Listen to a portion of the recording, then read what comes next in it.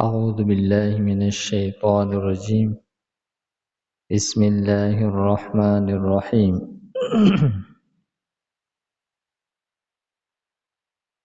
ولو أنا كتبنا عليهم أن اقتلوا أنفسكم أو اخرجوا من دياركم ما فعلوه إلا قليل منهم.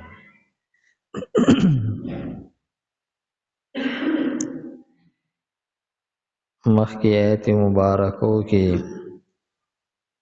د منافقانو تذکره وشوله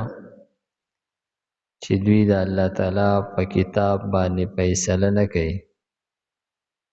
نو دی آیت مبارکه کې هغوی ته زجر دی او بیا ترغیب دی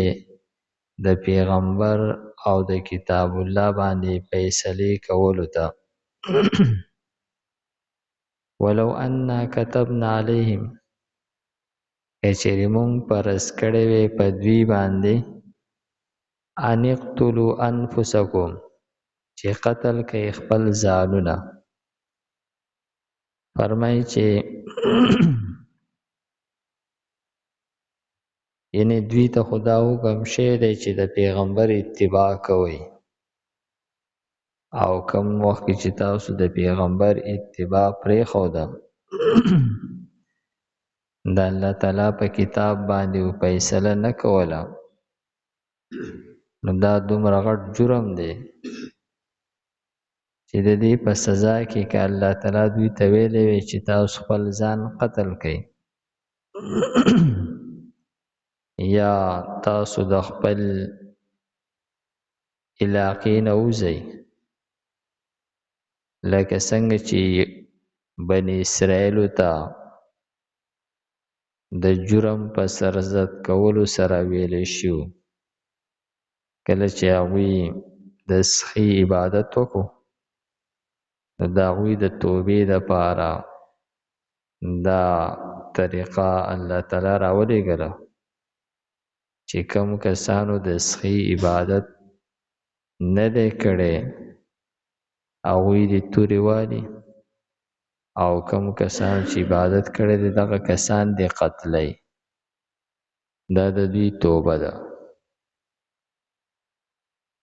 نو هغوی د سحر نه دا عمل شروع کړلو، او یعنی د نصف النهار نه مخکې 11 بجو خواوشا پورې دغه عمل شروع چې پای کې 80,000 کسان قتل شول. نو الله تعالی د هغوی دپاره د اسانۍ حکم راولېږلو او د هغو توبه قبوله شوه، باقي کسان بچ شول.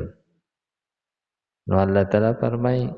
که چېرې ما دوی ته هم داسې حکم رالیږلی وی چې تاسو خو ډېره غټه ګناه کړې ده، تاسو خپل ځان قتل کړئ یا د دې علاقې نه وځئ، دوی له خو د دې سزا داسې پکار وه. نو الله تعالی فرمایي ما فعلوه، نو نه به یې کړی دوی دا کار الا قلیل مگر ډېر کمو کسانو منهم د دوی نه. که دا علیهم کې هم ضمیر دا ټولو مؤمنانو ته او منافقانو دواړو ته راجیږي، نو بیا دا قلیل منهم د دې نه به مراد صرف مؤمنانی. که په مؤمنانو او په منافقینو باندې الله تعالی دا حکم لازم کړی وی، نو منافقانو خو به په دې عمل نه و کړی البته مؤمنانو به پې عمل کړی وی. او که دغه ضمیر ټول منافقانو ته راځي، نو بیا په دوی کې چې کم منافقان هغه پټ منافقان دي د هغوی منافقت کافي پټ دی، نو هغوی به د ریاکارۍ په طور باندې د دې عمل کړی وی، او نور منافقانو په عمل نه وی کړي نو دا دوی ته زجر شو ولو انهم فعلوا ما يوعظون به او کچره دوی کړي وی هغه کار چې دوی ته نصیحت کول شي به پاغه سره لکان خیرا لهم او کچره دوی په دغه نصیحت عمل کړي د پیغمبر اتباع اختیار کړي وي د الله تعالی په کتاب فیصله کوله دا به د دوی لپاره ډیره غوره وه دې کې ترغیب دی د پیغمبر اتباع ته چې دا ستاسو د دنیا لپاره غوره یعنی په دې ستاسو دنیا روغېږي او آخرت خو خامخا جوړېږي واشد تثبیتا او دا ډیر زیات مضبوطون کې او کلکون کې استاسو ایمانون لره دا احکامات یا د پیغمبر اتباع دا کتاوس کوله نو استاسو د ایمان دا کم بیچینی چې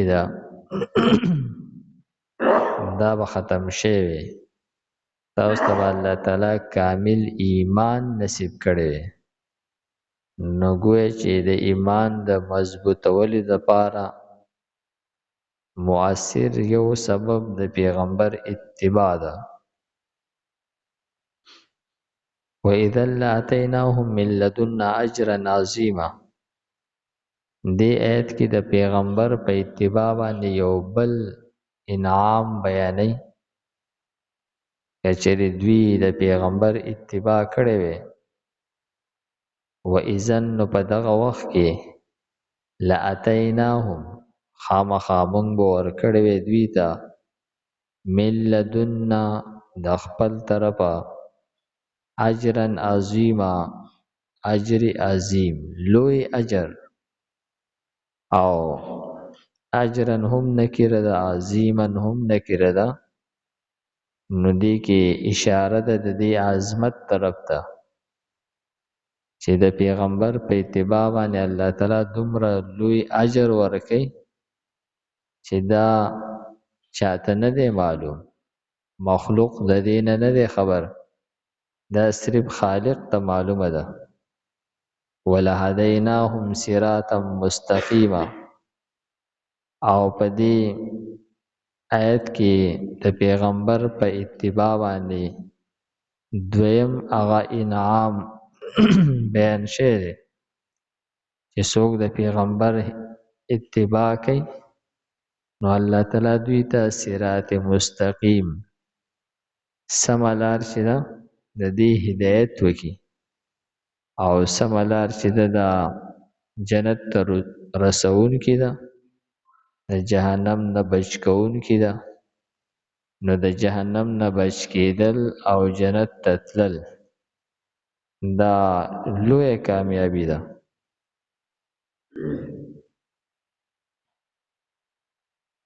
ولو ان او کچریخین مونږه كتبنا پرس کړي علیهم پدوی باندې ان اقتلوا دا چې وجنی انفسکم خپل ځانونه او خرجوا من دیارکم یو بسی ځانونه خپل د کورونو خپلونه ما فعلوه نو نوی کړي دوی دی لره الا قلیل مگر ډیر کم منهم لدوینا ولو او کچری انهم یقینن دوی فعلو کړي ما هغه یوعظونه چې نصیحت کولای شي دوی ته به باغې سره لکان نخامخاوی بخیرا غورا لهم د دوی دپاره واشد تثبیتا او ډیر زیات کلکون کې ایمان لره و اذن نو په دغه وخت کې لاتیناهم خامخا ورکړی به موږ دوی ته من لدنا د خپل طرفه اجرا عظیما اجر عظیم ولهدیناهم او خامخا هدایت پکړې مونږ دوی ته صراط مستقیمه د سمې لارې. الحمد لله رب العالمين والعاقبة للمتقين والصلاة والسلام على خير خلقه محمد وآله وأصحابه أجمعين. پروردگار موږ ته د قرآن پاک سم مجبوج را نصیب کړي، د مرګ نه مخکې د عمل کولو توفیق راکړي. صلی الله تعالی علی خیر خلقه محمد وآله وأصحابه أجمعين برحمتك يا أرحم الراحمين.